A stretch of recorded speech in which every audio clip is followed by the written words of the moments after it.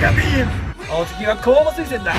これは大学が設定する明確な基準を満たす生徒が先生からの推薦を受けて応募する形式さ。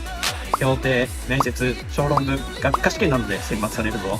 指定校と違って全国の高校生がライバルになるね。当然競争率は高くなるし、先生が推薦してくれたからといって合格するとは限らないから要注意だ。